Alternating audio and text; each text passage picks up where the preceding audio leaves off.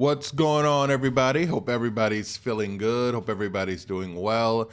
We are back with an update from a story. Well, you guys remember this story was about a wife that wanted a 1 week free pass so she can feel 17 again, guys.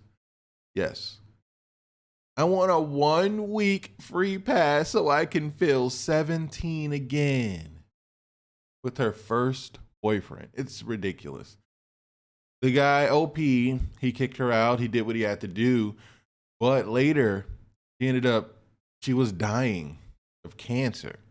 It was like, whoa, wow. Wow, that's crazy. A lot of you had your comments on this story.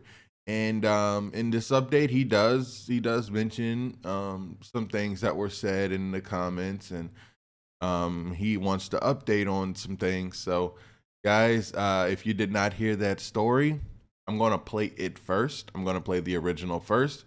If you know the story I'm talking about and you just want to go to the update, go down to the description, click update. It'll take you straight to the new post OP sent in. Let's get into it. Wife wanted a 1 week free pass to feel 17 again with her first boyfriend. I kicked her out and divorcing her. 6 months later, she is dying from uterine cancer. Hello, true story. I've been looking for stories on your channel for some time. I really like your work, how you respond to your subscribers. It is always fair and honest. No sugarcoating, no complacence. I am now a new subscriber of both True Story and True Story Epic and decided to share my story. There are no stories like mine. I don't think anyone can help me or can give me any advice, but just sharing it will help me. And if it could help someone with a similar problem, it will be something positive. Sorry for the long post. Feel free to edit if you think it is too long. A little bit of background. Both me and my wife are 43. I still call her my wife. We are in the divorce process, but are still technically married. We have been married for 14 years and have no kids. I am Ryan. Her name is Charlene, but I've always called her Charlie, our real names. We initially dated for 7 months in high school when we were 17.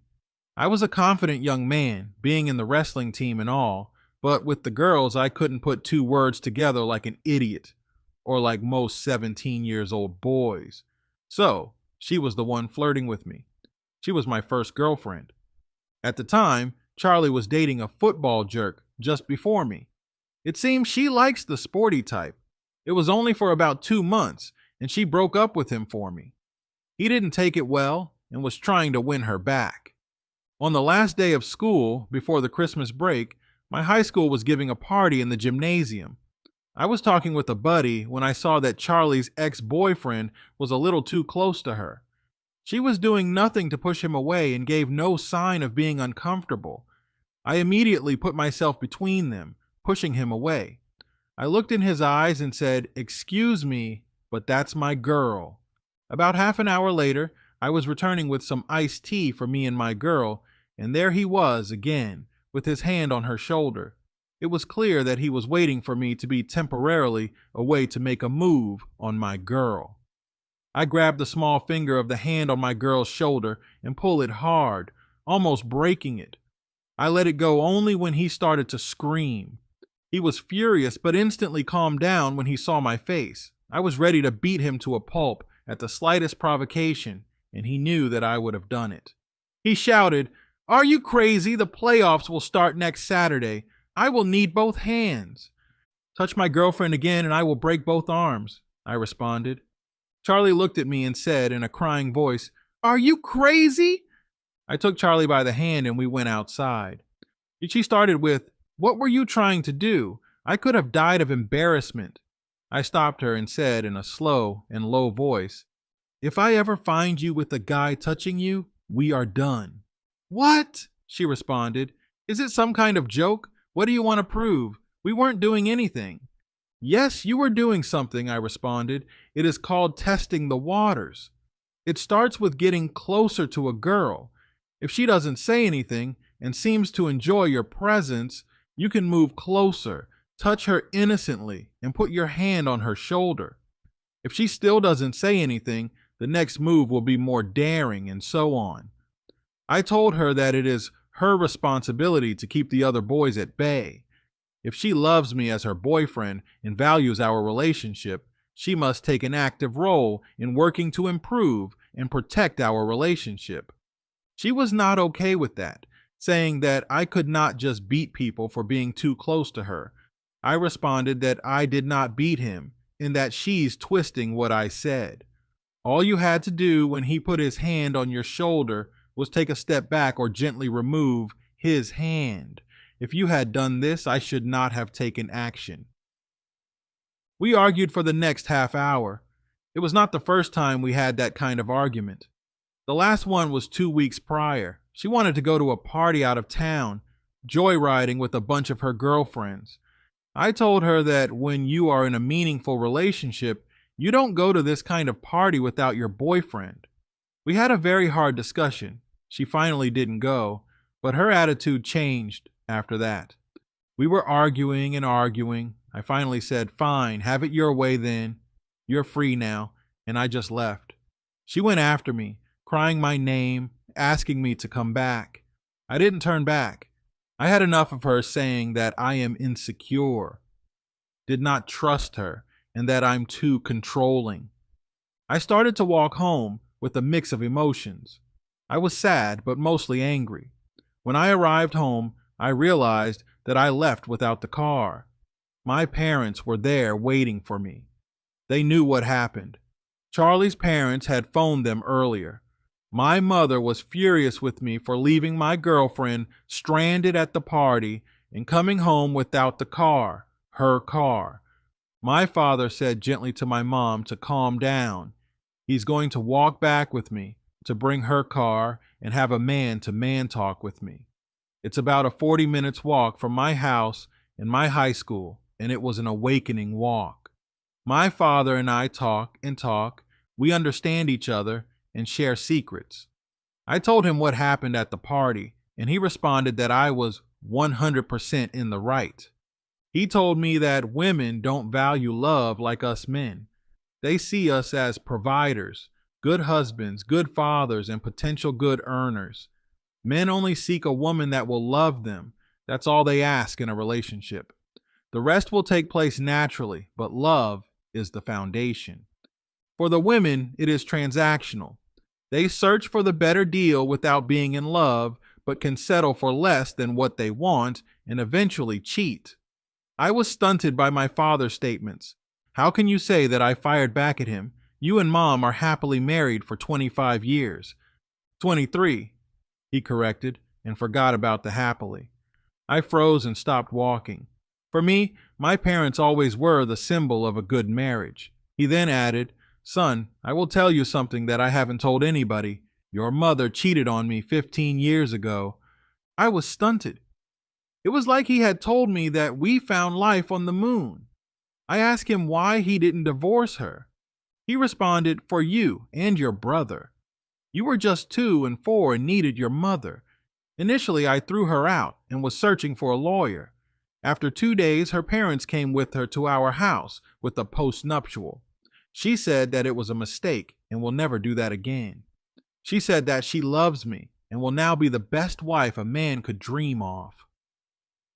We started to date for 2 weeks, just to see if we can reignite something and resume the marriage soon after. I came to the conclusion that I better get over it, that it will be beneficial in the long run, better than being a single father, better than having to split assets. I certainly did not love her like before, but I can be comfortable in the relationship, having a mother for my children, someone to take care of the house, and have some intimate moments at least 2 or 3 times a week. My father said that he was a lot better in the marriage after that. My mother didn't argue with him anymore. She didn't have any hold on him. He was free to do as he pleased. Fishing weekend with buddies, personal spending, and she didn't ever refuse him in the bedroom. In fact, she was the one to initiate 75% of the time. My father said that life with my mother is nice and comfortable, but he had no real attachment or love for her. That was a lot for the 17-year-old I was to process. I did not find anything to say. I finally asked if me and my brother are his real sons. He reassured me. Look at you, me and your brother. We have the same looks, same bone structure, the same height, the same muscular frame, similar faces. You are my biological sons, but even if you were not, you would still be my sons. I loved you and raised you, watching you becoming men. Nobody can take that from me. A little bit of advice, son. You are a good catch for any girl. You are handsome, tall, athletic, and intelligent. I am a radiologist and hope that you will be one also. So, on top of all those qualities, you will have a superior income. Girls will be crawling at your feet. Don't get seriously involved with anyone, especially the pretty party girl. Choose wisely. Charlie was waiting with her parents near my mother's car when we arrived. She tried to talk to me, but I said that I just needed space to clear my head. Something changed in me. Between our unresolved arguments about dating and the open heart discussion with my father, I needed time to process everything. The next morning, she came to my house. We talked outside. I wanted to have a private conversation with her. In short, I told her we're done. She couldn't believe that I would break up for such a minor argument. She said that it was almost nothing and left furious. She looked like a mess on the following days, but we eventually moved on. I had multiple girlfriends after that. I don't know if it was because I stood up to the football jerk, but it is like they all realized my value at the same time and wanted to be part of my life. Nothing was serious, however. I stayed focused on my studies and made it to college the next year. 9 years later, I was doing my internship at a physical rehabilitation center. I was just out of medical school and wanted to become a radiologist like my father. The HR director was taking me around the place, introducing me to everybody around. I was proud, excited, and thrilled at the same time. And guess who was one of the lead physiotherapists? Yep, it was Charlie. Saying she was happy to see me is an understatement. As soon as I passed the door, I heard a loud "Ryan!" Just have the time to turn in the direction of the voice, and she is hugging me in front of everyone, talking like we were still close. It was embarrassing. At lunch, she came looking for me, and we caught up on the last 9 years. She then told me that she didn't have the chance to say it to me, but she always loved me and felt that I was the one that got away. I was more the one you pushed away instead, I replied, halfway joking. Seeing her reaction, I knew I hurt her, and I regretted saying that. I apologized and we made peace. We eventually became friends, reconnected, and started dating just before the end of my internship. Since I would not be working with her anymore in the next month, ethically it was not questionable. We got married 18 months later. I was in my second year of residency. Charlie was pretty as a teenager, but now at 27, she blossomed into a finer woman. She didn't use her beauty, she was knowledgeable in her field and very professional. And I noticed that she was all business, no flirtations, no small talk with men. I noticed these changes in her before starting a relationship, so they were a genuine reflection of her true self, not something she wanted to project for me. We talk a lot, being only friends before being in a relationship. We knew everything there is to know about the other. We knew what we wanted in life and in a partner. One day I told her about my mother, about my father's choice to keep her. I make the emphasis that I don't want a life like that, and if there is the slightest indication of infidelity, it is over. Even if we have 10 kids, I will not stay. It will be over. She told me that it didn't scare her at all. She always knew I was like that, especially after our confrontation 9 years ago. She told me that I was right. It should have been her job to push the guy back, but she also told me that I was unforgiving and didn't give her a chance. She was only 17 and had no experience in the matter. I told her that I was 17 also, with no more experience than her, and was deeply hurt by my parents' story. I was not able to see clearly. We will be all right, she told me. More than all right. We will have a great life. And she kissed me. It was on the first day of our new beginning. Everything was perfect after that. We were the perfect match. 1 year into my residency, I proposed to her at her parents' house with mother, father, and brother present. Life was perfect. But a month later, Charlie had a car accident. She was hit on the driver's side by a fast moving truck. Luckily, it was near the back of the car. If it was in the middle or in the front, she would have died on the spot. She lost the feeling of her left hand and had only 40% movement in the arm. She also had internal injuries. Pelvis and reproductive system were affected. The prognosis was brutal. She could not give birth and will have years in rehab to regain the capacity to work. I was quietly crying at her bedside in the hospital, thinking that she was asleep. She told me in a sweet voice that it's okay, just a big step back, but we are still going to have a great life. I told her that she may not be able to work anymore and that we will never have children. She then responded, "Ryan, look at me." I looked at her, still silently crying. She had determination in her eyes and spoke, "Ryan, I got your back. Do what you have to do to become successful, to earn us a great future. I will take care of the rest. I will be by your side and help you become the man you are supposed to become. Even if I can't work anymore, I will always be by your side and will always be there for you. Don't worry about any house chores. I will have that covered." At that moment, I was so overfilling with love for her, I could have died from too much emotion. I cannot believe her strength, determination, and beauty. I have to be worthy of her. We got married as we had planned the year after. I was in my last year of residency. She was in rehabilitation and not working, but we were happy. The determination Charlie displayed on her hospital bed was more than an inspiration for me. It was like she was using the accident to become a greater person. Like she had said, she took care of everything: the meals, the house chores, the management of our finances, the maintenance of the house, and the most important thing, her rehabilitation. She was able to return to work a few months after our marriage, not as a lead physiotherapist like before, but as an executive advisor. Our marriage was perfect. Our love seems endless. We never argue, have similar goals, have good intimacy, and no money problem. Our problem started during our 14 years of marriage. We have received an invitation for our old high school 25th anniversary reunion. We were happy to reconnect with old friends. We often went to our hometown to visit our parents, but we rarely see anyone from our past. The night of the reunion started fine. We were having fun. We saw a lot of old friends, mingled a lot, and caught up on lost time. She found a group of old girlfriends of hers, and they literally snatched her at my hands.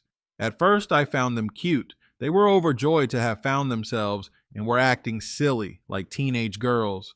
But after some time, I was not okay seeing my wife acting like 17 years old with her high school friends. And then Charlie's high school ex-boyfriend shows up. The same jerk as 25 years ago, same smug look. All the girls went crazy like a bunch of cheerleaders. They were all over him, hugging him, asking questions, and when he said that he is not married, all women went, "Woo." I was standing there in silence, not part of the conversation, but my eyes never left the douchebag. He didn't talk to me or acknowledge my presence, but I can see that he was watching me from the corner of his eyes. It seems like he learned that he should not mess with me. Good. After 1 hour, he left rapidly, exchanged contact information, and gave everyone present, including me, his business card. He said that he is a sales representative for specialized office equipment, so feel free to reach out to him for business or personal matters. On the drive back home, I was quiet, but Charlie was still excited and caught in her teenage world. She talked a lot and was reporting to me all the gossip of the event. I didn't say anything. At the time, I didn't think it was a red flag. I just continued to drive and didn't really listen. The next day, most of her high school girlfriends reached out via email, and Charlie began to interact with them. The texting and emails increased over the next 2 weeks, and Charlie was still in her teenage vibe. I told her that I am concerned. Her old high school friends seem to have a bad influence over her. She's becoming an old version of herself, a version I really don't like. She brushes it off, saying that she's not going to hang around with them. They all live a 2H drive from our home. She is not changing and is just happy to reconnect with them. That was a lie. She did change. 2 months into her new texting and email routine, she cut a lot on cooking, buying pre-cooked meals or takeout instead. The house chores she was willing to take alone are neglected, and my long hours become an issue now. I don't know where was the strong woman I married. Where is her untamed will? Where is her desire for our couple to flourish? I don't know who's this bird brain that shares my life. How can she have fallen so fast? At least our intimacy was still strong, so I believe she still loved me. But to be honest, I am going with the motion. I was beginning to fall out of love with her when she blindsided me with this offer. She sat me down and told me that she had been texting with her ex-boyfriend for some time, that he is in a rough patch now and wants to relocate to our town for a fresh start. She then asked me for a 2-week hall pass. You must be on drugs for asking me that, I responded, and I think you have been on drugs for some time. She asked me what I mean by that. I pointed at her changes of behavior and interest in the last months. She counters by saying that she loves me, but only wants 2 weeks to live like she was at 17 again, to feel young without any worries. After that, she will return to me and everything will be normal. Everything will be normal with your AP living in our town, I pointed out. Everything will be back to normal, she responded, and added that she know it is difficult to accept, but she is willing to give me the same freedom during those 2 weeks. I cannot believe what I was hearing. I told her that I'm not interested by that offer and asked, why didn't you marry your ex-boyfriend? She looked confused and didn't respond. I asked again, if you like him so much, why didn't you marry your ex-boyfriend? Because I love you, she said. You have a strange way of showing it, I responded. I told her that our marriage is already strained. It will need a lot to rebuild, but if she goes through with that hall pass, we are done for good. She said that she will go to her parents' house for the rest of the week. The hall pass should begin only next week, so I will have time to cool off and process things. I asked her if her ex is still in our old town this week. She reluctantly said yes and wanted to know why I asked that. Just checking, I responded, and you will not see him while living at your parents', of course. I did not wait for her responses and leave to have something to eat nearby. I didn't want to talk to her or see her. I knew she wanted to go forward with that, so in my mind, we are already done. When I came back just before 9 p.m., she had already packed and asked me if I wanted her to stay the night. I responded that she could do as she pleased, but she will not sleep in our bed. She left, and as soon as her car disappeared, I allowed myself to cry. I let the pain of losing the love of my life drown me for the night. I didn't stay down feeling sorry for myself. I woke up mad and furious. The next day, I empty 80% of our bank account, schedule a meeting with the lawyer, and change the locks on our house. We don't have a mutual credit card. She had her car loan, and I have mine. The house was mine, thank goodness. The mortgage was my responsibility, but she paid for the utilities and food. She tried to call me a few times that day. I only responded to the first one. She only wanted to tell me that she arrived safe and was only checking if I was okay. I told her that she's not my problem anymore and hung up. She left many voice messages with more or less the same content, saying that she loved me, asking me to cool off, that it is no big deal, that she only asked for a 2-week break and it meant nothing. Our love and our marriage are untouched. When she gets back, We will be stronger. I packed all her things in boxes and erased all traces of her, including all photos and postcards, packed in a box labeled Memories. Had to wait a week for the meeting with the lawyer. No call from her during the week the hall pass was supposed to begin. Met my lawyer, arranged to have her serve divorce paper at the same moment that her thing will be delivered to her parents' house the next week. She texted me the Friday before the end of the hall pass, saying that she will go to her parents tomorrow and will come home Sunday, a day before the end of the break. I texted her to not bother coming back and enjoy screwing your lover for now on. This is your life now. She blew up my phone with a ton of messages, one every 5 minutes. All went to voicemail. I didn't turn off my phone. It gave me some kind of satisfaction knowing how desperate she was trying to reach me. The call stopped around 1 a.m., but resumed with a vengeance at 9 a.m. I didn't respond. I knew she had been served. I blocked her number, packed a small bag, and left. She will be charging at our door in probably less than 2 hours, and I want to avoid drama. Her mother called me after. I hesitated, but decided to take the call. She told me that Charlie had a meltdown when she was served. When they opened the door and the boxes were delivered, she was livid, but was not capable of reacting. But when the last box was delivered with divorce paper, she went ballistic, collapsing to the ground, crying, bawling, and hitting the floor. It was the box labeled Memories. I decided to make it special. I shredded all the pictures of us, including the pictures of our wedding, but left the frames for her to immediately know what the shredded pieces were.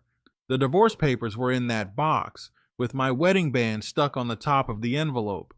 Her mother told me that she started to cry the moment she saw the envelope, but had a real meltdown when she realized that my wedding band was there and all our pictures were destroyed. I explained to her what was going on, the reason for our separation, the complete change in Charlie since our high school reunion and her hall pass request. She told me that we loved each other. We have a strong marriage. We certainly could find a way to repair things. No, it's beyond repair, I responded. She already screwed her high school ex. You don't know for sure, just hear her out, she pleaded. She forced open our marriage to have a 2-week hall pass with him. It was not to only have long discussions. She told me to take some time to think carefully and not make any move I will regret. About 4 months later, the divorce was stalling. Charlie was fighting tooth and nail every procedure to make the process drag, not showing at some meeting, asking for delay just before a hearing, asking for reschedule at a new location, etc. We eventually had our first hearing. She cried in front of the judge, saying she loved me, that she just wanted a chance at counseling to show me her love and save our marriage. The judge asked her why she decided to be unfaithful if she loved her husband so much. She responded in tears that she didn't know what happened to her.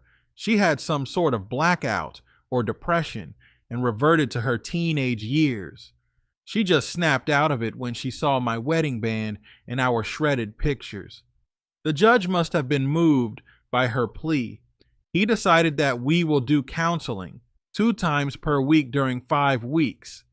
We did the first 2 counseling sessions, and then the rest were delayed at her request. She claims to have a serious medical issue. Her lawyer presented some medical paper to the court, and the delay was granted. Sure, she looked drained at the last session, no energy, no fighting spirit, but I have a hard time believing she had health problems. I thought it was only another one of her schemes to drag the procedure. Her mother called me 2 weeks later to tell me that Charlie wanted to see me. She is not well. She was diagnosed with uterine cancer, phase 3. I told her that I am sad for her, that somewhere I still love the woman she was before all that, but now I don't want to see her ever. Looking at her, thinking about the betrayal, only gives me pain, and there is nothing good for me or her to meet again. She responded that Charlie needed me. She needed my strength to go through with the treatments. I responded that I'm sorry, but she got them for support. Charlie tried to reach me with her mother's phone, but I hung up on her and blocked the number. A month later, her father came to my house. We always liked each other. He was like a second father to me, but since all this mess started, we haven't talked at all. When I opened the door, he collapsed in my arms and started to cry. It breaks something in me. My father-in-law is a huge man, about 6'3", about 230 pounds. He is a rock. Seeing him cry made me realize that things were very bad with Charlie, and they were. He told me that she is losing the battle against cancer and may pass away soon. He said that if I don't want to see her, he will understand, but said that I should go. It is my last chance to see her alive. So I went with him to the hospital. They have transferred her to palliative care, which cannot be a good sign. I was not prepared for what I saw. When I opened the door, I almost fainted. Charlie had lost probably 50 pounds. Her mother was at her bedside. Charlie looked at me, and her dead eyes came alive, and she was smiling. "You came," she said faintly. I came near her. She lifted her arms to hug me. I leaned and hugged her. We stayed that way a long time, maybe 5 minutes in our embrace.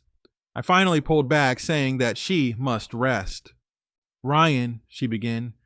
"No, it's okay. You don't need to say it. I'm there. Rest now. I will still be there when you wake up."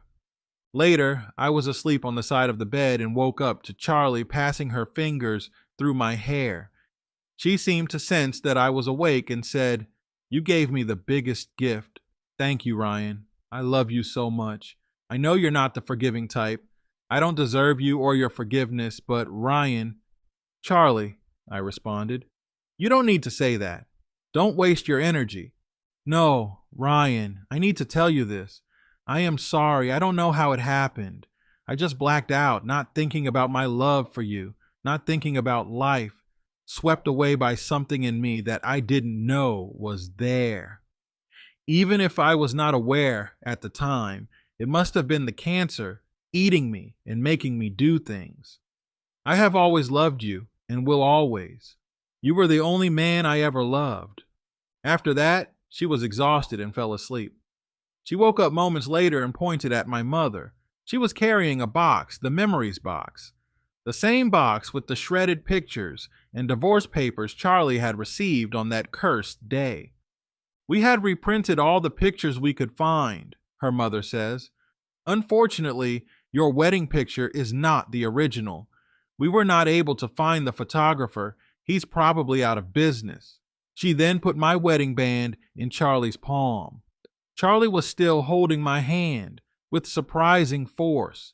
She put my wedding band on my finger and said that she wanted to die as my wife. I responded that I will be there as her husband till death do us part. I stood by her with her parents. We alternate watching at her bedside. She didn't have many lucid moments, a 5 minute flash here and there, and a couple hours of sleep. She seemed serene, almost happy. I was here for the last 10 days waiting for the inevitable. She can pass any moment now. I don't know if I ever hate her at some point. I certainly hated what she did and probably would not have talked to her ever again. But the terminal prognostic brought us back together in a certain way. I don't know if the cancer was making her do things or if she was aware of her choice. I would like to believe it did. I cannot accept that she was herself when she reverted to her teenage ways. She was so strong, had such determination. We had so much love. How can it all be shattered with a high school reunion? I don't know how I feel about her. Sure, she is dying. I am sad and devastated. But did I still love her? Sadly, I cannot tell. She didn't ask me if I still loved her. Maybe she was afraid of the response. Maybe my presence was proof enough for her. Me? Look, man, OP, I get it. I get it. I don't think you're a monster. I don't think people will come in here and say, "Oh, he's such a monster. She's on her deathbed and she needs him." And look how she did him. You know what I mean? Like, look, it's like men get treated so bad. We get treated so bad, and we're supposed to just take it. We're supposed to just take it. You're a man. Suck it up. Be there for her. You know, I can see people in her family saying that. So, oh, dude, thanks for this email. I really appreciate it. Really, really good story. I wish you nothing but the best. Feel free to email whenever you want. Feel free to jump into the comments to answer any questions if anyone has any questions. If you want to update us on anything, feel free to do so. Update Charlene, off Charlie. Original post. Wife wanted a week free pass to feel 17 again. 6 months later, she is dying from uterine cancer. Charlie passed away today at 5 a.m. When she passed away, there was no sign of Charlene. I am writing this update in the private room of the palliative care unit. They haven't come to carry her body yet. Charlie was the love of my life. She was beautiful, intelligent, and had a great sense of humor. She was hardworking, had determination, and was supportive of me. She loved me deeply. She was willing to sacrifice everything for our relationship. I was the luckiest man with Charlie. We were married for the last 14 years, minus 6 months. I hate Charlene. Charlene had never aged and will be forever 17. She is selfish, likes the attention of men, and has a bunch of following girlfriends like her. She didn't want any responsibilities. She didn't want to make plans for the future. She only wanted to party. Charlene was waiting inside of Charlie all these years, waiting to manifest, or maybe Charlie didn't exist. Maybe it was always Charlene, as along, faking to pass as Charlie, living a lie just to deceive me. I don't know how it is possible that Charlene and Charlie could be the same person. They are so different. The way they dress, the music they listen to, even their speech pattern is different. Two different personalities. I don't know how you can fake being someone for years. I don't know if it's even possible to live with some values that are not yours for years. I have chosen to treat Charlene and Charlie as two different people. Charlie, I will always love the memories of our time together, and you will always be the love of my life. Charlene, I cannot describe how much I hated you. If it was possible to erase you, to obliterate your existence, to make you like you were never born, I would gladly do it. I am ashamed to have felt relief at her passing, not pain, not sadness, not even tears, just felt liberated, just felt like at last it is the end. I can move on. For those who call me simp, it is easy for you to pass judgment on someone's life from the comfort of your home. For you, it is a reality show. Me Tarzan, you Jane. You Jane betrayed me, Tarzan. Me Tarzan kicked you down from my tree. It's not a reality show. I'm not a comic book character. This is my life. Kicking Jane from the tree is the easy part. Afterwards, you will have to mourn the memories of the life you had together. You will have to heal yourself. And believe me, it is easy when you're mad and fueled by anger. But when you calm down, when the hatred goes away and you are at night by yourself, it is not easy unless you didn't love Jane in the first place. If you don't know how it hurts to be betrayed, you don't know how to love. To love someone, you have to be vulnerable, and I love Charlie deeply. Of course, like Tarzan kicked Jane out of his tree, I have kicked Charlene out of my life, but it is not black and white. It is complicated. Honestly, I would never have talked to her again if she was not dying, and even then, I was not making a move toward her. I was too hurt by her action to forgive. When my father-in-law came to me, I knew it was near the end for her. I went to her bedside for the respect and love I had for my father-in-law, and for the compassion for a dying woman I had once loved. And I am ashamed to admit it, but I knew it would not for long. I never told her that I forgive her. I never told her that I still loved her. I could not. It was not true. I was just there to help her in her final days. I accepted the wedding band, said that I will be with her till death do us part, only because I knew that death was around the corner. I was doing all that by compassion. and in the name of our lost love, but it was good for me also. It was good to let go of my anger against her. It was good to let all my bad feelings go. But I also feel bad because I may have deceived her. I think she was at peace when she passed away. Goodbye, Charlie. I am glad to have been there for you on your final moment.